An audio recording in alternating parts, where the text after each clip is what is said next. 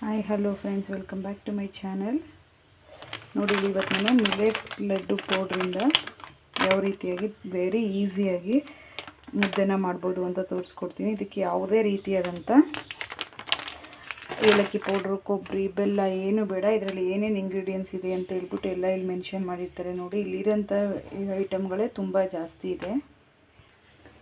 ಇದಕ್ಕೆ ನಾವು ಎಕ್ಸ್ಟ್ರಾ ಏನು ಮಾಡೋ ಅವಶ್ಯಕತೆ ಇರೋದಿಲ್ಲ. ಇಲ್ಲಿ ಏನೇನಿದೆಯೋ ಎಲ್ಲ ಅಷ್ಟೇ ಐಟಮ್ಸ್ ಸಾಕಾಗುತ್ತೆ. ಎಕ್ಸ್ಟ್ರಾ ಏಲಕ್ಕಿ ಪುಡಿ, ಬೆಲ್ಲ, ಕೊಬ್ಬರಿ ಅದೇನೋ ಹಾಕೋದು ಬೇಡ. ಅದೆಲ್ಲ ಆಪ್ಷನು. ಬೇಕಂದರೆ ನೀವು ಹಾಕೋಬೋದು, ಇಲ್ಲ ಅಂತಂದರೆ ಎಲ್ಲ ಸ್ಕಿಪ್ ಮಾಡಿ.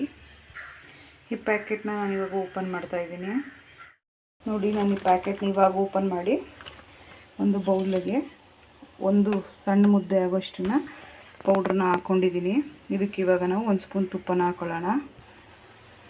ನೋಡಿ, ಇದಕ್ಕೆ ನಾನು ಇವಾಗ 1 ಸ್ಪೂನು ತುಪ್ಪವನ್ನು ಹಾಕ್ತಾಯಿದ್ದೀನಿ.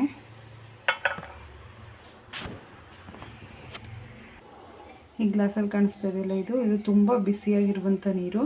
ಈ ಥರ ಒಂದು ಲೋಟದಲ್ಲಿ ಚೆನ್ನಾಗಿ ಕುದ್ದಿರೋವಂಥ ನೀರನ್ನ ತೊಗೋಬೇಕು.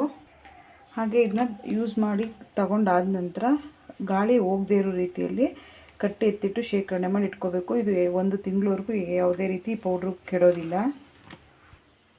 ಇವಾಗ ನೋಡಿ, ಇದಕ್ಕೆ ಸ್ವಲ್ಪನೇ ಬಿಸಿನೀರನ್ನ ಹಾಕ್ಕೊಂಡು ಮಿಕ್ಸ್ ಮಾಡ್ತಾ ಬರಬೇಕು. ಇದು ಒಂದು ಮುದ್ದೆ ಥರ ಆಗುತ್ತೆ. ಇದನ್ನ ನೀವು ಪ್ರತಿದಿನ ಮಕ್ಕಳಿಗೆ ಸ್ನ್ಯಾಕ್ಸ್ ಟೈಮಲ್ಲಿ ಕೊಡ್ಬೋದು. ಈ ಎಸಿಡ್ನ ಯಾವುದೇ ಕಾರಣಕ್ಕೂ ವೇಸ್ಟ್ ಮಾಡಬೇಡಿ. ಇದರಲ್ಲಿ ತುಂಬ ಉಪಯೋಗ ಆದಂಥ ವಸ್ತುಗಳಿದೆ. ಮಕ್ಕಳ ಆರೋಗ್ಯಕ್ಕೆ ತುಂಬಾ ಒಳ್ಳೆಯದು.